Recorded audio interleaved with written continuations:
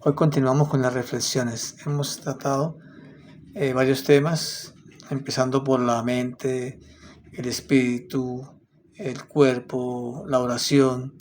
Hicimos una práctica de oración y dijimos que íbamos a hablar sobre el perdón, que el perdón como base de la oración y la oración como vehículo para llegar a Dios. El tema de hoy entonces es hablar específicamente del perdón, por lo menos iniciar a hablar del tema del perdón.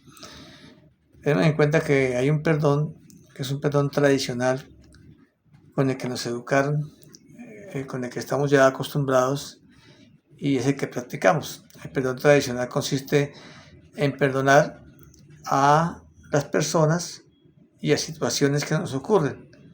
Es un perdón donde a veces ponemos condiciones. Lo perdono si tal cosa. Es un perdón que a veces manipula.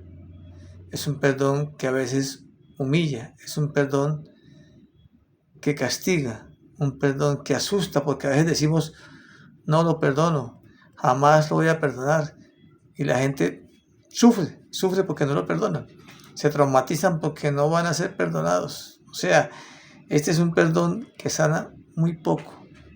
Es como un poder que se nos da para dominar al otro, porque se equivoca, porque comete un error. Es un perdón también que a veces se practica a través de la religión, que le da la potestad a un sacerdote para que nos perdone a través de una penitencia, a través de un castigo. Es un perdón que duele, es ver la culpa en el otro, es ver la paja en el ojo ajeno y no la viga en el propio. El perdón de que les voy a hablar es un perdón que no perdona personas ni perdona situaciones, perdona percepciones. No es lo que vemos en el otro, es lo que vemos nosotros para ver el error en el otro. No es el otro el que se equivoca, soy yo el que percibo en el otro el error. Cuando el error está en mí, al verlo como culpable al otro.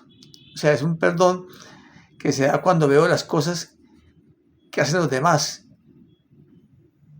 Y la idea es ver ese perdón de otra manera. No ver al otro como culpable, sino vernos a nosotros que estamos percibiéndolo de una manera errada, donde lo vamos a juzgar. Si lo percibimos de una manera correcta, vamos a entender que él simplemente se pudo haber equivocado, pero esa equivocación no trasciende a él, sino a mí, que soy quien lo juzga. Entonces, el perdón se da cuando yo veo las cosas de otra manera, cuando cambio mi percepción. Y, por ejemplo, hay dos personas en el mismo lugar y vemos la misma situación. Por ejemplo, vemos a una persona que está durmiendo en la calle y de pronto el uno dice, uy, pero mire, se da cuenta, esa es la gente que en la casa se portó mal y mire dónde resultó. Es una persona drogadicta, viciosa, alcohólica. Es una persona que no respeta a los papás. Eso fue que le faltó fuerte. Esta persona, claro, puede escribir en la calle. Qué más se merece si no está en la calle? O sea, lo juzgamos. Mientras que la otra persona simplemente lo ve y de pronto dice, a esta persona le hace falta afecto, le hace falta una familia, le hace falta un hogar. Y simplemente lo ve y no, simplemente que vive en la calle y nada más. Y de pronto lo saluda, mientras que el otro de pronto lo ignora. Lo ignora desde el punto de vista que no lo saluda y, y pasa por encima de él, desde el punto de vista de lo que está opinando sobre él, cómo lo está juzgando. Entonces, ¿quién debe perdonarse? El que lo vio de pronto con falta de afecto, con falta de hogar, con falta de familia, que estaba en la calle, que de pronto tenía frío, o aquel que lo juzgó y le dijo, y pensó y dijo, esta es una persona mala, que de pronto en la casa se portó mal, que se portó mal con los papás, que no quiso estudiar, que no quiso trabajar, y empezó a decirle cosas. ¿Quién debe perdonarse? Pues quien está juzgando, porque su forma de percibir las cosas no le permite ver a su hermano como inocente, no le permite ver a esa persona como un hermano que está pasando por una dificultad, ¿no? Se atreve a juzgarlo. Entonces, ¿quién debe perdonarse? Pues quien juzgó. ¿Para qué? Para que perciba de otra manera, para que vea a esa persona que está en la calle como un hermano más que necesita afecto. Hay una oración de perdón que nos sirve para entender mejor esto.